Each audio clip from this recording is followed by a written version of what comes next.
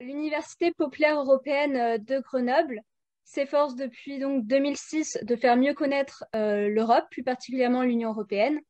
Cette période de la pandémie de Covid-19 impacte très largement l'Europe dans de très nombreux domaines et cela invite à s'interroger sur l'avenir de l'Europe.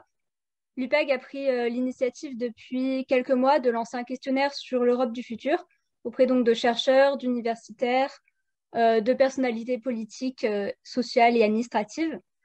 Et c'est donc complémentaire de la préparation de la conférence sur l'avenir de l'Europe. Donc merci Clémence Monville d'avoir accepté cet échange. Je vous en prie. Vous êtes membre donc de l'association étudiante Alpes-Europe de Sciences Po Grenoble.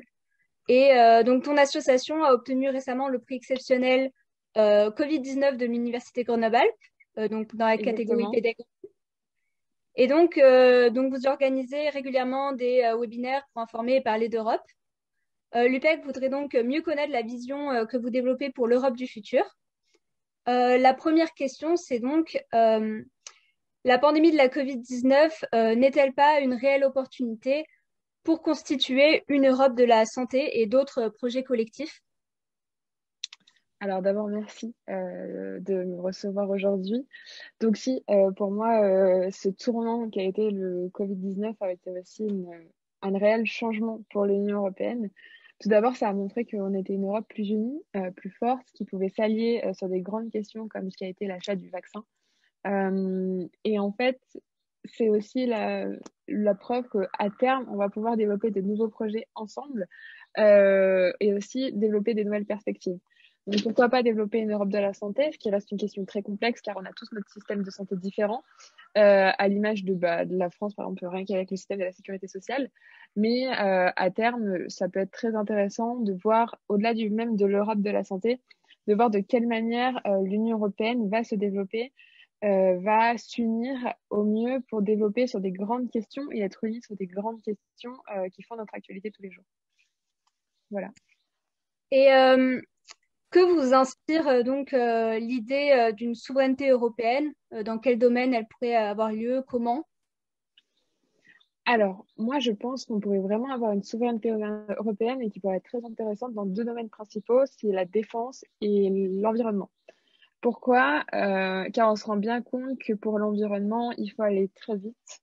On fait face à des catastrophes naturelles qui s'aggravent et deviennent de plus en plus intenses au fur et à mesure des jours.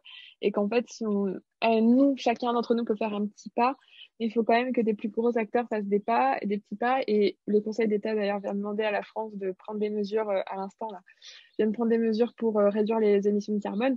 Mais en fait, on se rend compte que la France, elle peut pas faire ça toute seule. Il faut que l'Europe, qui est quand même un grand acteur, pose des choses, pose des principes et engage un grand pas vers une Europe plus verte, donc comme avec le Green Deal. Donc ça, je pense que c'est important. Et après, c'est pour la défense. Le deuxième thème, pourquoi? Parce qu'en fait, on est 27 et en fait, si on est chacun d'entre nous différents, on n'est pas assez encore aussi alliés et puissants. Donc je pense oui, qu'une Europe de la défense peut être très importante. On avait pas mal développé ces thèmes dans nos conférences d'ailleurs au début de l'année, car on pense que c'est essentiel et c'est une question stratégique pour notre avenir. Ah, d'ailleurs, en parlant d'avenir, comment vous concevez l'avenir de l'Union européenne dans le long terme? Alors, moi, je pense qu'on va à terme vers une union plus unie, justement, comme à l'image de la crise du Covid-19, qui va conserver une certaine forme de souveraineté, une forme d'alliance entre les différents États, sur peut-être des sujets plus larges, de plus de sujets, revoir certaines politiques qui étaient peut-être trop à l'échelle d'un État, mais plus les mettre à l'échelle de l'Union européenne. Par contre, je pense qu'on va aussi avoir une union qui va être plus peut-être pas divisé, mais il va y avoir deux images de l'Union européenne qui vont peut-être s'affronter dans les prochaines années. Je pense notamment aux pays frugaux et même que l'Union européenne va faire face à de nombreuses critiques. Pour parler notamment du Brexit, qui est quand même quelque chose qui est très marquant pour l'histoire de l'Union européenne. Et je pense notamment à ceux en France qui parlent du Frexit, qui montrent qu'il y a bien une critique de l'Union européenne, et même les pays de l'Est comme la Pologne qui critiquent l'Union européenne. Mais peut-être que ça peut montrer à l'Union européenne qu'elle peut être plus forte et plus unie pour l'avenir et montrer que même si on nous critique, bah, en fait, on a totalement notre place et l'Union européenne, c'est totalement un enjeu pour demain, quoi. D'accord. Et Voilà. est-ce que pour vous, il faut aller jusqu'à oser les États-Unis d'Europe, comme disait Victor Hugo?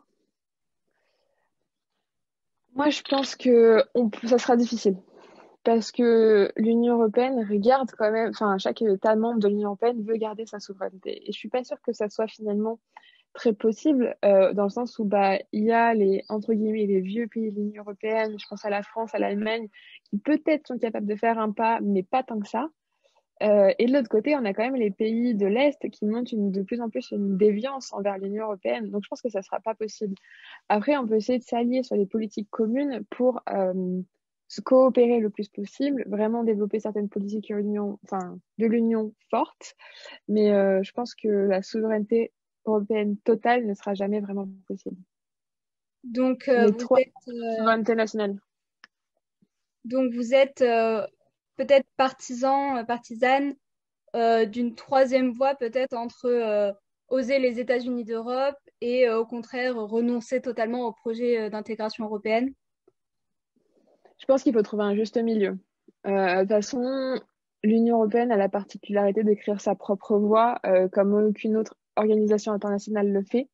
Donc en fait, il va falloir juste qu'on trouve notre juste équilibre entre une souveraineté beaucoup plus importante et cet États-Unis européen qui, je pense, est très compliqué à mettre en place, surtout à cette période de défiance un peu des politiques, même en France, sans parler de l'Union européenne. Et cette incompréhension de la part des citoyens sur certains grands sujets politiques. Donc je pense qu'il va falloir qu'on trouve le juste curseur en fait entre les deux pour finalement arriver à trouver notre propre chemin qui correspond au mieux aux Européens.